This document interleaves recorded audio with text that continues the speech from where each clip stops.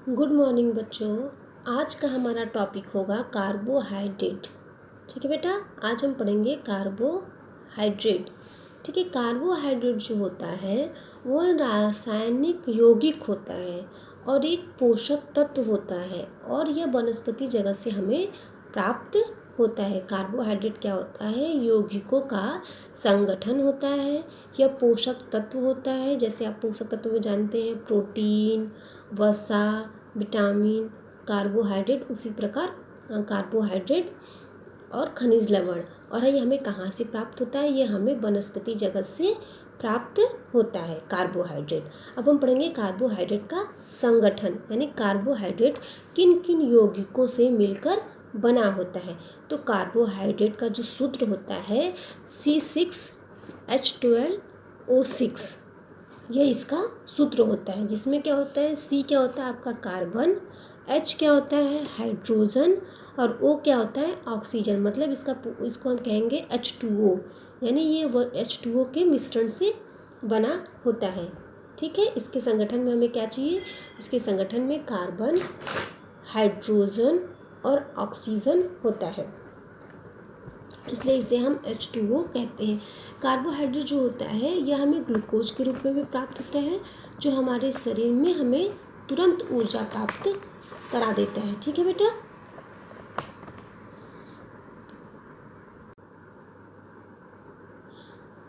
अब क्या होता है? कार्बोहाइड्रेट का वर्गीकरण, यानी H2O का वर्गीकरण, यानी हम कार्बोहाइड्रेट को कितने भागों में बांटते हैं? तो हम कार्बोहाइड्रेट को बेटा हमेशा दो भागों में बांटते हैं। पहला क्या होता है? भौतिक, और दूसरा क्या है बेटा? रासायनिक। ठीक है बेटा, पहला क्या होता है? भौतिक और दूसरा होता है रासायनिक। भौतिक को भी हम दो भागों में बांटते हैं। पहला क्या होता है? शर्कराएँ, और दूसरा क्या होती है? अशर्कराएँ। ठीक है बेटा, भौतिक के आधार पर दो भागों में बांटते हैं, शर्कराएँ और अशर्कराएँ। शर्कराएँ किसे कहते हैं बेटा?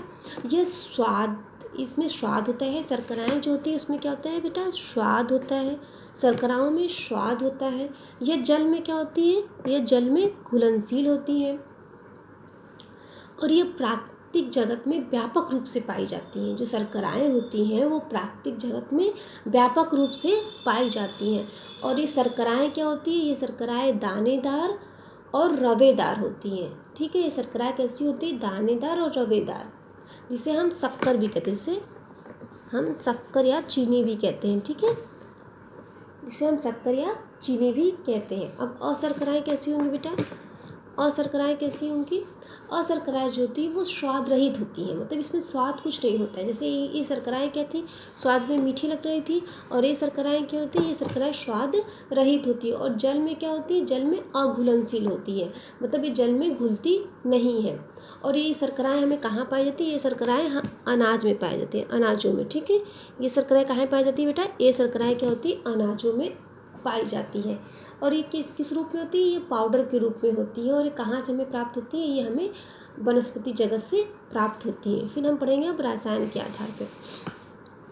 देखिए, रासायनिक के आधार पे कितने भागों में बांटा गया? रासायनिक के आधार बेटा 3 भागों में बांटा गया। पहला क्या बेटा? मोनोसेकेराइड, डाइसेकेराइड और पॉलीसेकेराइड। कौन कौन से होते हैं बेटा? 3 होते हैं, मोनोसेकेराइड, डाइसेकेराइड, पॉलीसेकेराइड। मोनोसेकेराइड किसे कहते हैं? मोनोसेकेराइड जो होता है यह रसायन के एक अणु से मिलकर बना होता है। इसमें क्या होता है? रसायन के हमेशा एक अणु होते हैं, यह रसायन के एक अणुओं से मिलकर बना होता है। वही डाइसेकेराइड किसे कहते हैं? यह रसायन के 2 अणुओं से मिलके बना होता है। ये अणु क्या होते हैं? असमान और समान दोनों हो सकते हैं। जो डाइसेकेराइड के अणु होंगे वो समान और असमान दोनों हो सकते हैं। और पॉलीसेकेराइड जो होता है बेटा, यह 2 या 2 से अधिक अणुओं से मिलकर बने होते हैं, इसलिए इसे हम क्या बोलते हैं? पॉलीसेकेराइड। ठीक है बेटा, तीनों आप समझ के, मोनोसेकेराइड, डाइसेकेराइड, पॉलीसेकेराइड। फिर से आप समझिए, मोनोसेकेराइड जो होते हैं वो रसायन के एक अणुओं से मिलकर बने होते हैं। डाइसेकेराइड क्या होते हैं? यह रसायन के 2 अणुओं से मिलकर बने होते हैं। यह अणु समान तथा असमान दोनों हो सकते हैं। पॉलीसेकेराइड क्या होते हैं? पॉलीसेकेराइड जो होता है वो 2 या 2 से अधिक अणुओं से मिलकर बने होते हैं, इसे पॉलीसेकेराइड कहते हैं। ठीक है, अब हम इसके आगे क्या पढ़ेंगे कि मोनोसेकेराइड को कितने भागों में बांटा गया है। ठीक है बेटा, हम रसायन के आधार पे समझ चुके थे बेटा कौन कौन से, मोनोसेकेराइड, डाइसेकेराइड और पॉलीसेकेराइड। अब मोनोसेकेराइड जो होता है,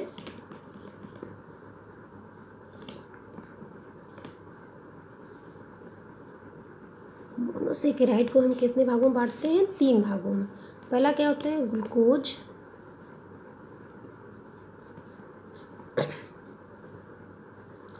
फैक्टोज और क्या होता है, गलैक्टोज।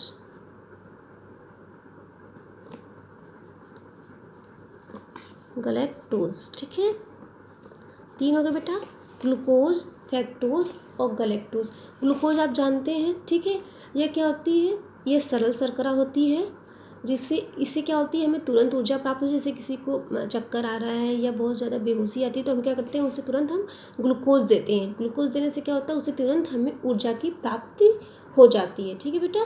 तो उसे क्या कहते हैं, हम ग्लूकोज कहते हैं, यानी तुरंत ऊर्जा प्राप्त करने के लिए हम ग्लूकोज देते हैं, ठीक है। देखिए उसके बाद क्या होता है, जो अंगूर की शर्करा होती है उसमें सबसे अधिक हमारे ग्लूकोज पाई जाती है, किसमें, अंगूर की शर्करा में। फिर अब दूसरा हम पढ़ेंगे फैक्टोज। फैक्टोज क्या होता है, फैक्टोज होता है बेटा, इसे हम फलों की शर्करा भी कहते हैं। क्या कहते हैं बेटा, फलों की शर्करा।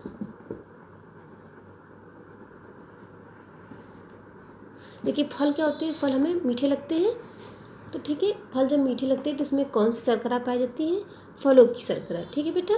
इसके स्रोत क्या होते हैं, हमें फैक्टोज कहाँ से प्राप्त होते हैं, गन्ने के रस से, मीठे फलों से और चुकंदर से, ठीक है बेटा।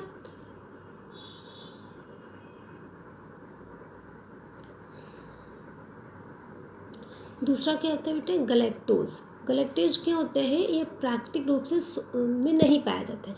मतलब क्या है, ग्लूकोज क्या होता है, प्रकृति में पाया जाता है। अब गन्ने का रस जो होता है उसमें ग्लूकोज है। फिर फैक्टोज क्या है, यह भी क्या होता है, इसको हम फलों की शर्करा कहते हैं। यह भी गन्ने के रस में पाया जाता है, मीठे फलों में पाया जाता है। लेकिन जो ग्लूकोज गलैक्टोज होता है बेटा, ये प्रकृति में स्वतंत्र रूप से नहीं पाया जाता है, ठीक है बेटा। जो ग्लूकोज होता है वो प्रकृति में स्वतंत्र रूप से नहीं पाया जाता है। इसे हम दूध की शर्करा भी कहते हैं, दुग्ध,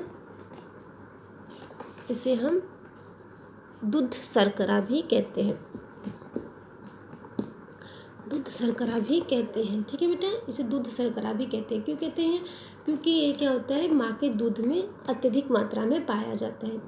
बाहर स्वतंत्र रूप से नहीं पाया जाता, लेकिन माँ के दूध में यह सबसे अधिक पाया जाता है, ठीक है। आप समझ गए कि मोनोसेकेराइड को 3 भागों में बांटा गया है, ग्लूकोज, फैक्टोज, गलैक्टोज, ठीक है। ग्लूकोज क्या होता है, जो हमें तुरंत ऊर्जा प्राप्त कराता है, ठीक है, जिसे शक्कर। उसके बाद फैक्टोज क्या होता है, ये फलों की शर्करा होती है, जैसे गन्ने का रस, मीठे फल और चुकंदर। गलैक्टोज क्या होता है, यह प्रकृति में स्वतंत्र रूप से नहीं पाया जाता है, इसे दूध शर्करा भी कहते हैं। मतलब माँ के दूध में ही अत्यधिक मात्रा में पाया जाता है। मोनोसेकेराइड हम समझ लिए बेटा। अब हम क्या समझेंगे, डाइसेकेराइड।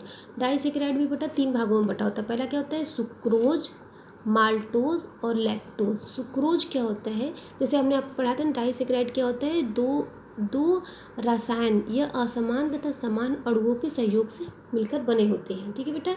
मतलब इसमें क्या होता है, 2 अणु होते हैं। मोनोसेकेराइड में क्या था, सिर्फ 1 अणु थे, और डाइसेकेराइड में क्या होता है, डाइसेकेराइड में 2 अणु होते हैं, ठीक है। तो 2 अणु कौन से इसमें थे, एक अणु जो होता है, आप ऐसे लिख दीजिए, एक अणु क्या होता है, ग्लूकोज का, प्लस दूसरा अणु क्या होता है, फैक्टोज का। ये कैसे मिलके बनते हैं, इसमें एक अणु ग्लूकोज का होता है और दूसरा अणु क्या होता है, फैक्टोज का। जब ग्लूकोज और फैक्टोज जब मिलते हैं तो सुक्रोज का निर्माण होता है। कौन कौन से मिलेंगे, जब ग्लूकोज और फैक्टोज मिलेंगे। ग्लूकोज आप समझ, जो तुरंत रूप में ऊर्जा प्राप्त करें, फैक्टोज के तो जो रसों में पाया जाता था, जो फलों में पाया जाता था।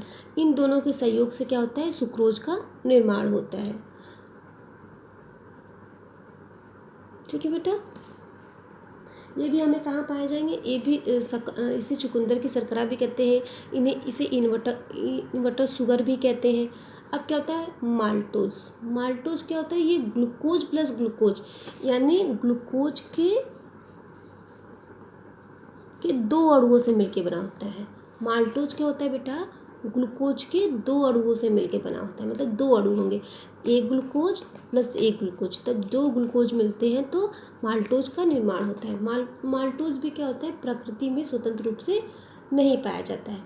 कब पाया जाएगा, जैसे आपका हो गया अंकुरित अनाजों में पाया जाता है, जौ में पाया जाता है, ठीक है। इन सब में जब हम किसी भी अनाज को अंकुरित करते हैं, मतलब अंकुरित मतलब कि उसमें से जब जड़ उत्पन्न होने लगता है, जब उसे भिगो के हम रखते हैं कुछ देर के लिए, तब हमें माल्टोज की प्राप्ति होती है। लास्ट क्या होता है बेटा, लैक्टोज। लैक्टोज क्या होता है, लैक्टोज की भी हम दूध की शर्करा करते हैं, ठीक है। लैक्टोज को भी हम दूध की शर्करा करते हैं। लैक्टोज कैसे बनेगा, इसमें क्या होता है, इसमें एक अणु ग्लूकोज का और दूसरा अणु गलैक्टोज का होता है। इसमें एक अणु क्या होता है बेटा, एक अणु आपका ग्लूकोज होता है और दूसरा अणु क्या होता है, गलैक्टेज होता है, ठीक है। इन दोनों के मिलने से लैक्टोज का निर्माण होता है। और माँ के दूध में सबसे अधिक मात्रा में लैक्टोज पाया जाता है, ठीक है बेटा, ये समझ में आ गया।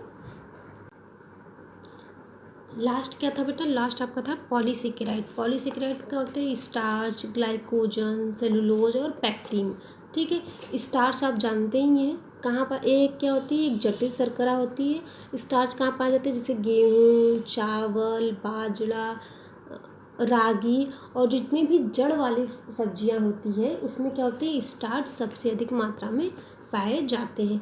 उसके बाद ग्लाइकोजन। ग्लाइकोजन को आप कैसे समझेंगे, जब हमारे शरीर में ग्लूकोज की मात्रा सबसे अधिक हो जाती है, ठीक है। जब हमारे शरीर में ग्लूकोज की मात्रा अधिक हो जाती है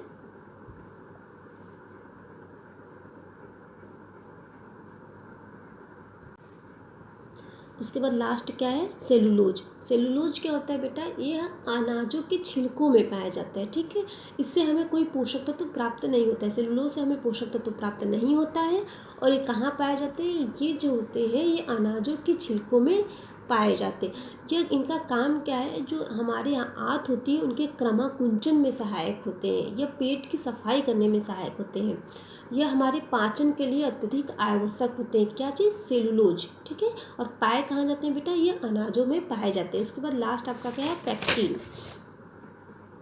पैक्टिन कहाँ पाया जाएगा, सेलुलोज कहाँ पाए जाते हैं, अनाजों के छिलकों में। और पैक्टिन जो होता है यह फलों के छिलकों में पाया जाता है। इसमें भी क्या होता है, पैक्टिन में भी कोई पोषक तत्व नहीं होता है, ठीक है, यानी कोई कैलोरी मूल्य नहीं होता है, ठीक है बेटा। आपको यहाँ तक समझ में आया होगा, तो प्लीज़ आप वीडियो को देखिए और उस पर कमेंट करिए, जिससे हमें ये समझ में आ सके कि आपको कितना समझ आ रहा है, ठीक है। और आप प्लीज़ वीडियो को लाइक करिएगा। Thank you.